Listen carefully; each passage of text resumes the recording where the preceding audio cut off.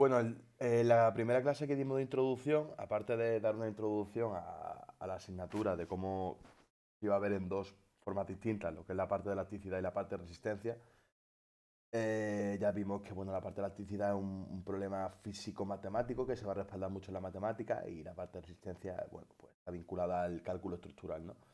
Pero lo importante es que al final de la clase, bueno, durante la clase nos metimos en la introducción a la elasticidad y vimos el concepto de la tensión. Estuvimos viendo la propiedad, bueno, el concepto de vector tensión, un concepto que se basa en el concepto del punto y el plano, ¿verdad? Estuvimos viendo las distintas formas de ver el vector tensión, que se puede ver se puede representar ese vector tensión, ese módulo respecto de x y z, o respecto de las componentes intrínsecas del plano. O por refrescar un poco, al final lo que era un vector tensión, ¿vale? Era, a ver, un segundito, donde tengo aquí la... Al final el vector tensión lo que era, pues bueno, pues si nosotros tenemos un dominio que puede ser una probeta de cualquier sección, ¿no? Una sección rectangular, y bueno, y si le someto si esta probeta está sometida a un conjunto de cartas, perdón, de cartas, de cargas, bueno, pues puedo entender que cada uno de estos puntos empiezan a experimentar unas fuerzas internas, ¿no? Y que si yo decido cortar a este volumen y empezar a observar lo que sucede en ese plano, pues me daré cuenta de que, bueno, de que cada uno de estos puntos que componen el plano, pues van a empezar a aparecer unas flechitas que pueden ir en direcciones cualquiera, ¿no? Eso es lo que representa el vector tensión. Al final una fuerza interna representada en Newton partido de unidad de superficie. ¿De acuerdo? Es verdad que esa unidad de superficie, recordar que el punto realmente, esa cara del punto, nosotros la estaríamos viendo como un cuadradito, ¿no? Como un cuadradito, ¿vale? Porque estaríamos viendo una de las caras del punto respecto de este plano, ¿de acuerdo? Entonces, como el punto tiene una superficie, pues se dice que es una unidad de tensión, ¿de acuerdo? Entonces, el concepto del punto es importante entender, bueno, aparte de este vector tensión que está orientado en unas direcciones, si nosotros tenemos un sistema de referencia como puede ser el que está representado aquí, ¿de acuerdo?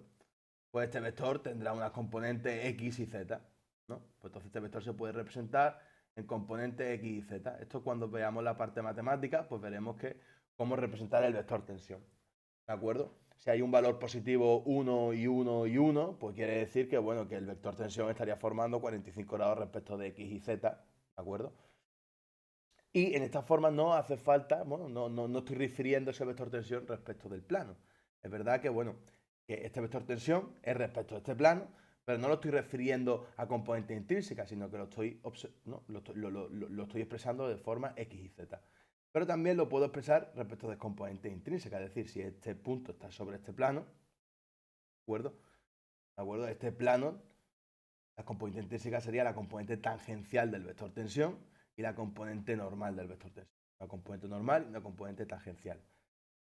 ¿Por qué se dice componente intrínseca? Porque sí está referido está referido al plano, ¿no? Que es donde estamos calculando ese vector tensión.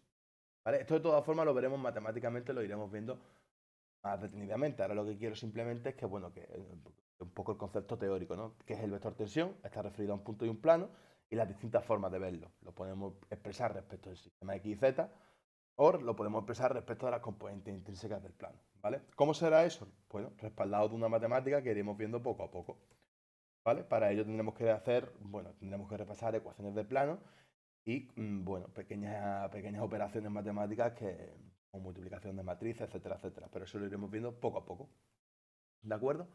Bueno, pues dicho eso, nos vamos a centrar ahora en el punto, en ese concepto del punto que acabamos en la primera clase, en la clase de introducción, acabamos en lo que era el concepto del tensor de tensiones.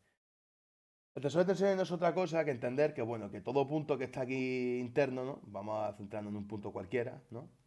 ¿Vale?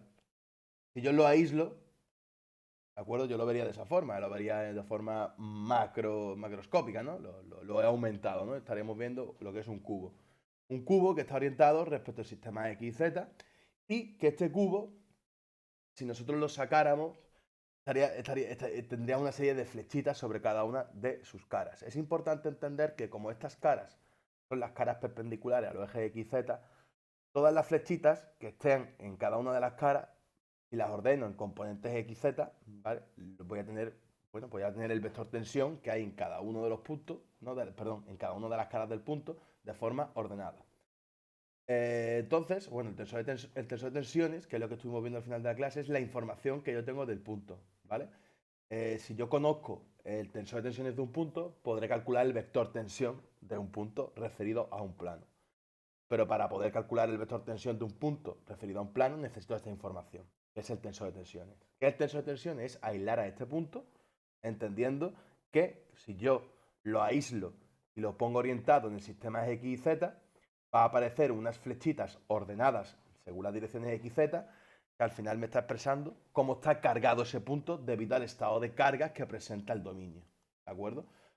El dominio, por tener un estado de carga, va a hacer que el punto acumule una serie de tensiones en cada una de sus caras y, si lo vemos de forma ordenada respecto del sistema X y Z, estamos viendo lo que es el tensor de tensiones del punto. Entonces, ¿qué es lo que estuvimos viendo el otro día? Bueno, pues que cada una de las caras tiene una flechita, ¿de acuerdo? Si la flechita la voy a orientar de forma positiva. De forma positiva quiere decir que en la cara vista, fijaros, esta es la cara vista y esta es la cara oculta del plano X, ¿no? La cara de atrás. En la cara vista, esto sería la tensión normal. ¿Por qué es normal? Porque es perpendicular a la cara X y lleva dirección X, se le llama sigma X. El concepto de sigma significa tensión normal. El concepto de tau significa tensión tangencial. Por lo tanto, las flechitas que ahora estén sobre el plano, de forma ordenada, positiva, serán tensiones tangenciales, que será el Z e IZ. ¿De acuerdo?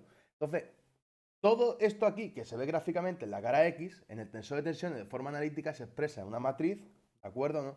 En la primera columna, ¿de acuerdo? Esto es el plano X, la dirección X, dirección Y y la dirección Z. En el plano X, en la dirección X, hay una tensión normal. En el plano X, en la dirección Y, que es esta, hay, por cierto, esto se llama tau X, me he liado aquí, X, Y. ¿Vale? El plano X, la dirección Y. En el plano X, la dirección Z, pues es una tensión tangencial, por lo tanto es una tensión tangencial del plano X en dirección Z. ¿Cómo se verían esas flechitas en la cara X? Se verían en sentido contrario. ¿Por qué? Porque la cara X oculta y la cara vista tienen que estar en equilibrio. Por lo tanto, la sigma X tendría que estar expresada en sentido contrario. ¿De acuerdo o no? No puede estar expresada en dirección sigma X porque entonces esta cara y esta cara no estarían en equilibrio. ¿Vale? Por lo tanto, entendemos que las caras opuestas tienen que estar en equilibrio. Por lo tanto, las tensiones de las caras opuestas deben ser iguales, del mismo valor, pero de sentido contrario. Por lo tanto, aquí tendríamos la dirección tau xy. Aquí tendríamos la dirección tau xz. Eso sería en la cara oculta, que sería la cara de detrás. ¿De acuerdo? Entonces, toda esa información la tenemos aquí. Es decir, si yo os represento un punto, ¿de acuerdo o no? Y digo que la cara de atrás, ¿no? Es la cara oculta, ¿no? Esto sería el punto, y te represento una tensión en esa dirección de valor 2 megapascales, realmente quiere decir que en la cara vista los 2 megapascales serían en sentido contrario. Por lo tanto, quiere decir que el valor este de aquí de 2 megapascales sería positivo. ¿De acuerdo? En cambio, si la cara vista va en sentido contrario al eje, es decir, si la cara vista va en sentido contrario al eje, cosa que en la cara oculta iría, ¿vale? Porque el eje positivo de X es este, ¿no? Pues la cara oculta iría a favor del eje X, fíjate qué cosa. Entonces, realmente tengo que entender que este concepto es negativo. ¿Por qué? Porque en la cara vista,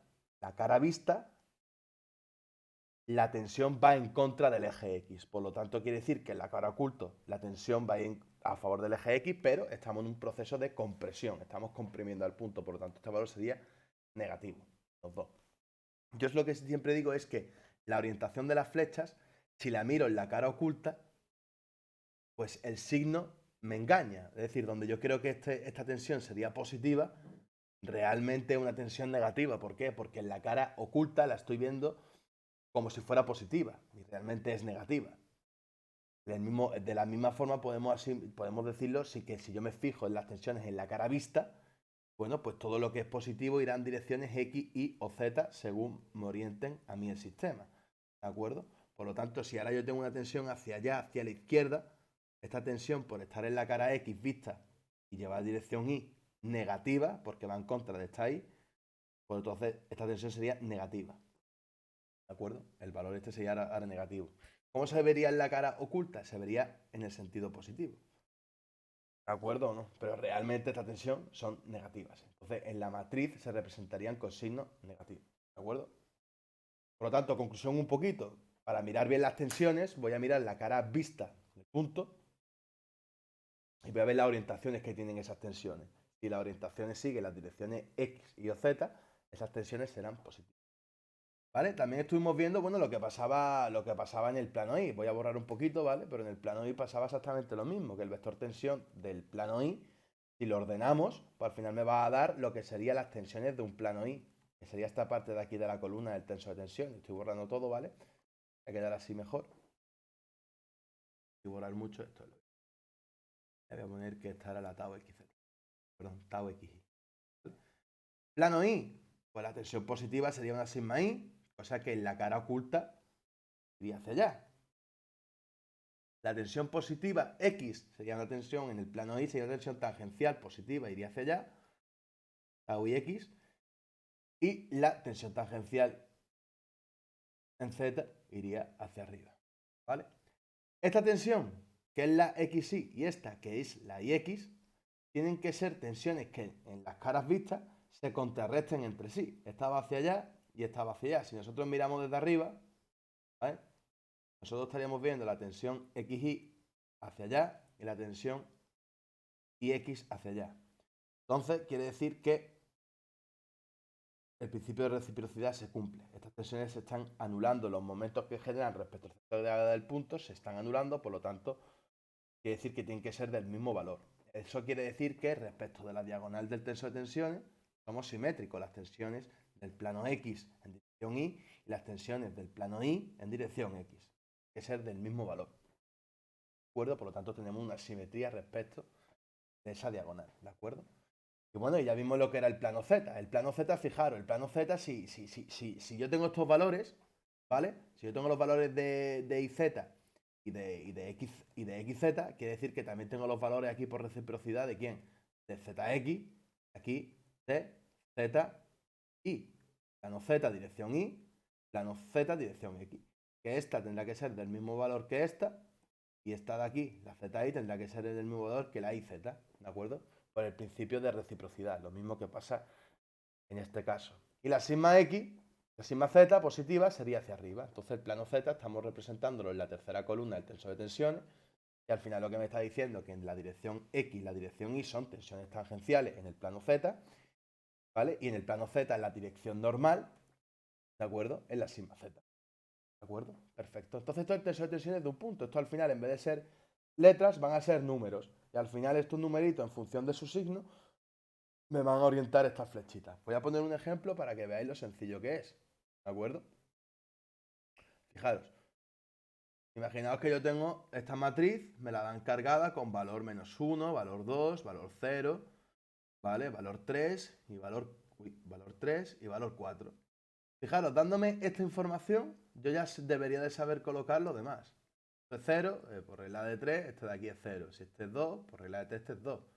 Por cierto, aquí se me ha olvidado poner un número, ¿vale? Si este es 1, aquí sería 1, ¿de acuerdo? Entonces yo ahora puedo perfectamente colocar esos valores aquí. Plano X, voy a analizar los valores.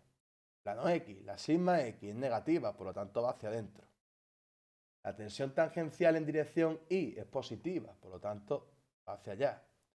Sería el valor 1, que no se expresa como -1, pues como ya lo estoy poniendo en la cara vista en contra de la X, ya quiere decir que es negativo.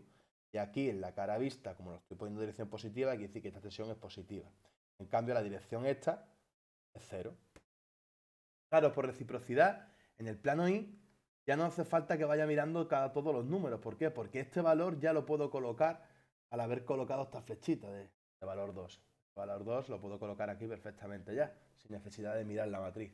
En cambio, la sigma Y sí la tengo que mirar. La sigma Y será valor 3 megapascales. ¿De acuerdo o no? No hace falta colocarle valor a esta porque se entiende que es el mismo valor que esta. Y ahora vamos a ver el plano y la dirección Z. Z sería valor 1. Por tanto, como positivo iría. ¿Vale? Ahora fijaros, en el plano Z cada vez tengo que mirar menos. ¿Por qué? Porque ya por reciprocidad este valor lo conozco y este valor también. No hace falta que mire aquí. Por reciprocidad aquí va a haber un 0.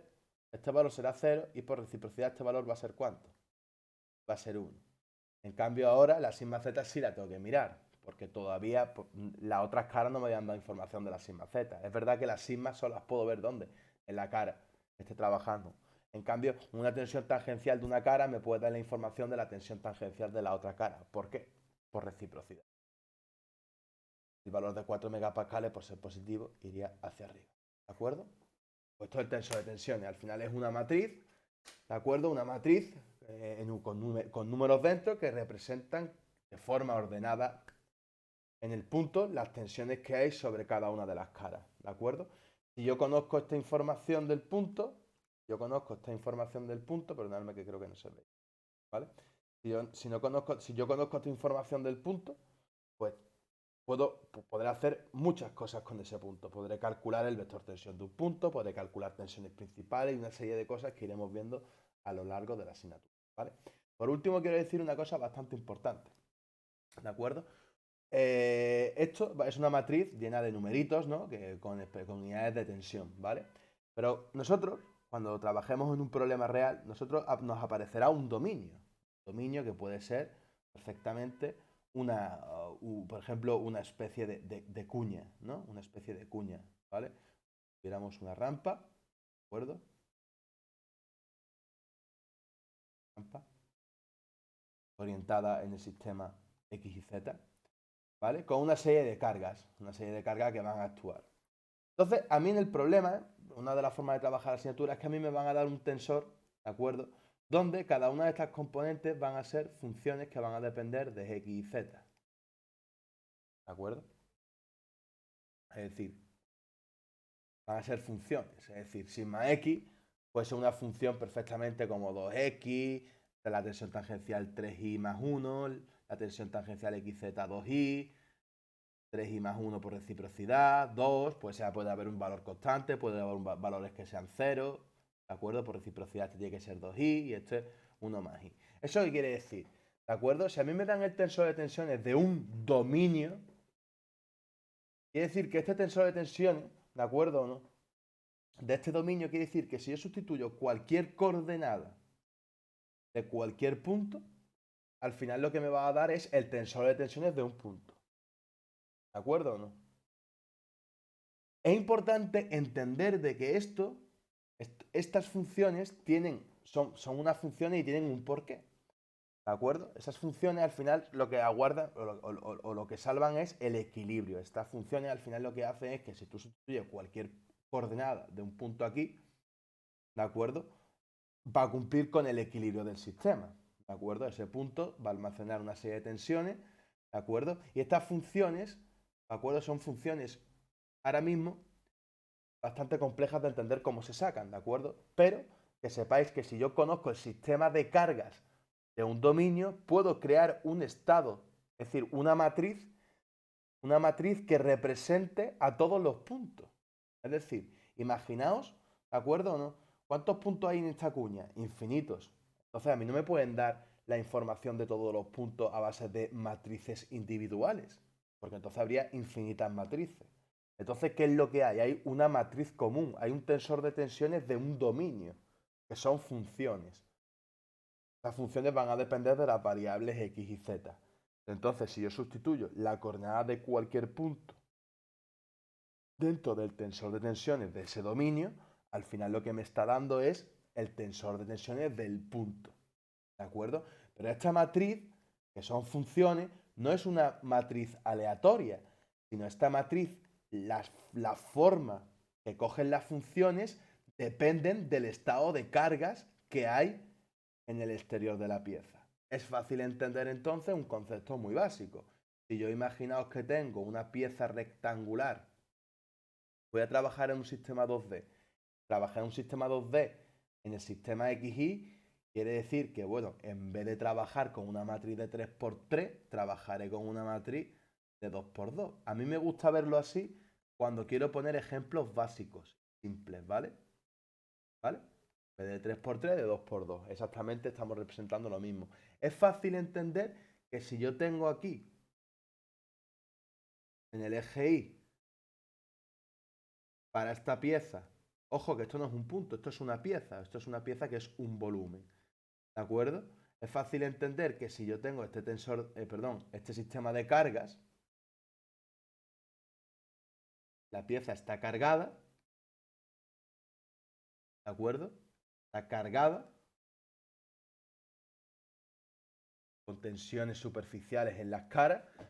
Fijaros, si esto es un megapascal, esto tiene que ser un megapascal por equilibrio externo, obviamente. Si yo hago la resultante de esta cara y la resultante de esta cara, ya sabremos calcular, ya sabremos más adelante cómo calcular fuerzas superficiales, las resultantes de fuerzas superficiales, ya poco a poco lo iremos viendo, pero al final lo que quiero que entendáis es lo siguiente: si esto es un dominio rectangular, un volumen, el tensor de tensiones va a coger una forma parecida a esta. Perdonadme.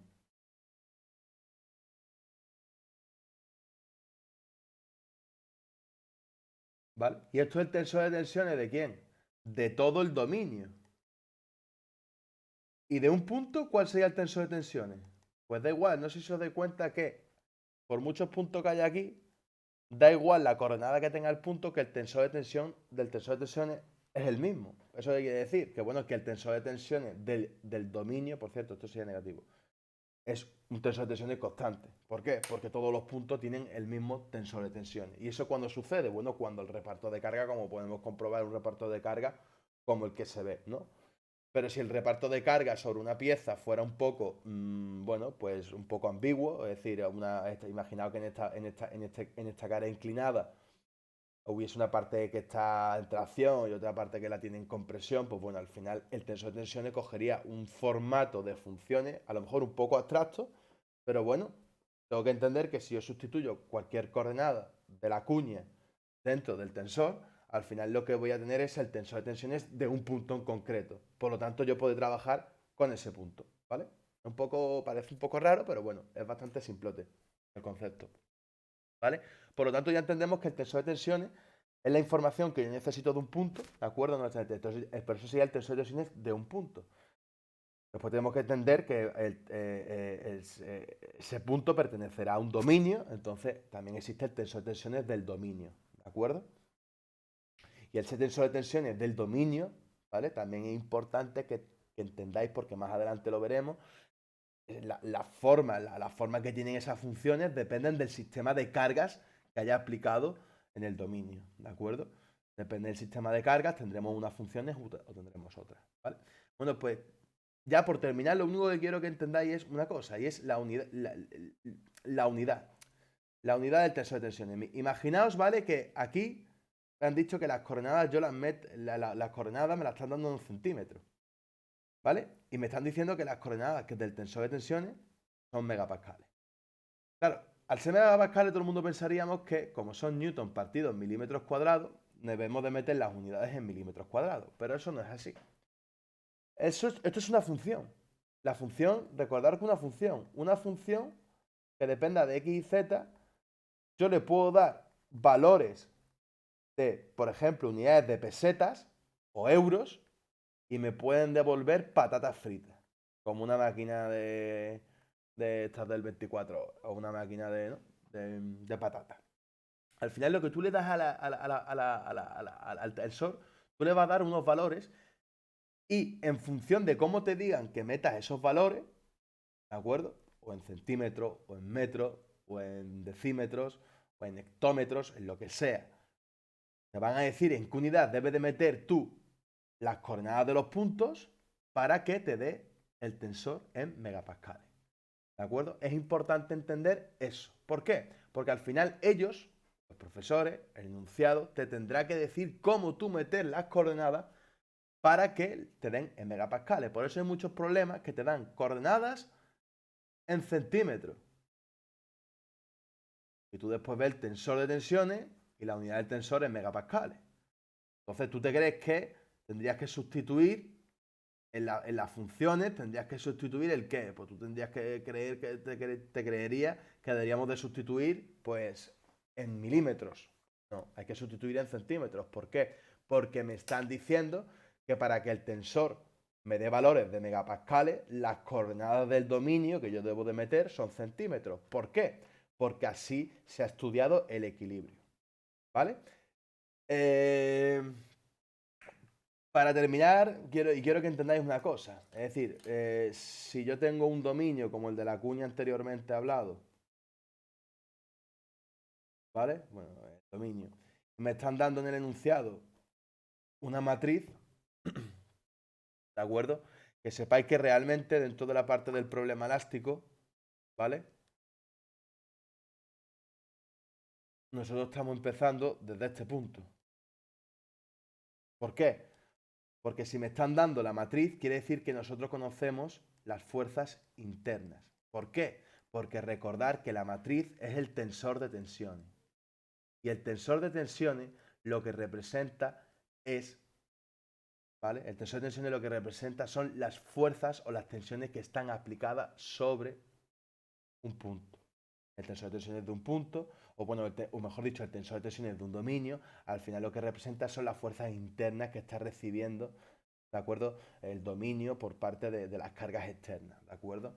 Por lo tanto, es importante entender que no es muy real que en un problema me den el tensor de tensiones de una pieza, sino que lo normal sería, conociendo el sistema de fuerzas externas, nosotros obtener un tensor de tensiones.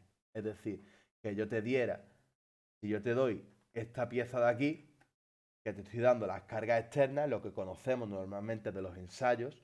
Yo cuando voy a ensayar una pieza, yo sé qué cargas externas le voy a dar. Por lo tanto, yo sabiendo esas cargas externas, podría obtener un tensor de tensiones del todo el dominio en el cual yo pueda tener en todo momento controlado a cualquier punto, las tensiones de cualquier punto. ¿Qué es lo que ocurre? Es muy sencillo. Que, claro, cuando el diagrama de fuerza es constante y es muy sencillo sobre una pieza, el diagrama mejor dicho, el tensor de tensiones es muy fácil de obtener. ¿Qué es lo que ocurre? Cuando las cargas externas aplicadas sobre un dominio que encima es abstracto y las cargas también son abstractas, porque claro, aquí el dominio encima es muy sencillo, es un dominio rectangular con cargas constantes repartidas en la superficie. Joder, eso quiere decir que todos los puntos están sufriendo una compresión de 2 megapascales y una tracción de 1 megapascal en el eje X, ¿vale? Pero si yo, en vez de tener una pieza tan bonita como esta, con un reparto de cargas tan sencillo, tuviese una pieza un poco más abstracta, con un reparto de carga también más abstracto, el tensor de tensiones serían funciones mucho más difíciles de obtener. ¿Por qué? Pues bueno, porque hay que respaldarse una matemática bastante profunda. Pero quiero que entendáis que realmente la parte real de la asignatura sería eso, que a mí me den un sistema de carga sobre qué, sobre cualquier dominio y yo obtener ese tensor de tensiones, ¿de acuerdo? Y normalmente casi todos los problemas donde os van a dar esa información, os van a dar el tensor de tensiones para, bueno, pues para recorrer el problema elástico y para sacar las fuerzas. Fijaros, si yo conozco las fuerzas externas, como he dicho antes, puedo obtener un tensor de tensiones de un dominio. Por lo tanto, si yo conozco el tensor de tensiones de un dominio, de alguna forma, en sentido contrario, podré calcular el sistema de cargas que hay externo. ¿De acuerdo? Al final, bueno, con esto un poco deciros que casi todos los problemas, lo normal es conocer el tensor de tensiones y lo que te van a pedir son las fuerzas externas aplicadas, cuando realmente lo interesante es conocer, bueno, que los problemas más interesantes serían, conocidas estas fuerzas externas, bueno, pues aplicar o conocer el estado tensional del dominio. ¿Para qué? Para poder controlar en todo momento a cualquier punto. Bueno, espero que la clase haya servido. Con esto es un poquito, son conceptos bastante teóricos que iremos reforzando a medida que vayamos avanzando durante el curso. Y bueno, y sobre todo que lo iremos acompañando de una parte bastante práctica. Con esto lo único que quiero repasar es el concepto y la importancia del tensor de tensiones, ¿vale? Del tensor de tensiones de un punto y el tensor de tensiones de un dominio, ¿de acuerdo? Por pegarle un breve repaso, que entendáis lo que es el tensor de tensiones del punto, que entendáis que el tensor de tensiones de un dominio al final son funciones que lo que identifican es que si yo sustituyo la coordenada de cualquier punto, al final lo que obtengo es el tensor de tensiones del punto. Y sobre todo lo que hemos hablado también un poquito de la unidad, ¿no? Que da igual la unidad donde yo, la unidad la unidad donde yo tengo que meter, ¿no? La unidad me la van a indicar, mejor dicho, la unidad que me van a indicar a mí que tenga que meter el tensor de tensiones es para que luego me dé una unidad de tensión. Aquí recordar que me pueden decir que meta mandarinas y que me dará megapascales. Entonces yo me lo creo y punto. ¿Vale? Un poquito por dónde va. ¿Cómo obtener un tensor de tensiones? Bueno, pues ya lo veremos a partir de un reparto de carga externa, pues ya lo veremos mucho más adelante. Ahora lo que empezaremos durante el curso es a trabajar, pues lo que he dicho, ¿no? Me darán un tensor de tensiones y empezaré a moverme por el problema elástico. Es decir, me dará un tensor de tensiones y podré calcular las fuerzas externas de un dominio. O me dará un tensor de tensiones y empezaré a poder investigar sobre un punto en concreto. O me darán un tensor de tensiones y podré calcular las deformaciones. ¿De acuerdo? Pero normalmente eso me dará un tensor de tensiones. ¿Vale? Bueno, espero que se haya entendido. El próximo vídeo que vais a ver es un poquito una clase de repaso de cómo obtener ecuaciones de plano, etcétera, etcétera. ¿Por qué? Porque me van a servir esa clase de repaso, o bueno, mejor dicho, va a servir para poder empezar la práctica, ¿no? Que es otra vez el concepto este que estuvimos hablando en la primera clase y con el que hemos empezado la clase de hoy, el concepto de vector tensión. Pero recordar que para manejarnos el concepto de vector tensión necesito un punto y un plano. Ya empezamos a comprender el concepto del punto, ¿vale? Que necesitaré esa información completa del punto, necesitaré el tensor de tensiones del punto y también necesitaré la ecuación de un plano. Por lo tanto, en los siguientes vídeos lo que vais a ver, mejor dicho, en el siguiente vídeo lo que vais a ver es cómo obtener esas ecuaciones de plano para después poder calcular el vector tensión de un punto referido a un plano.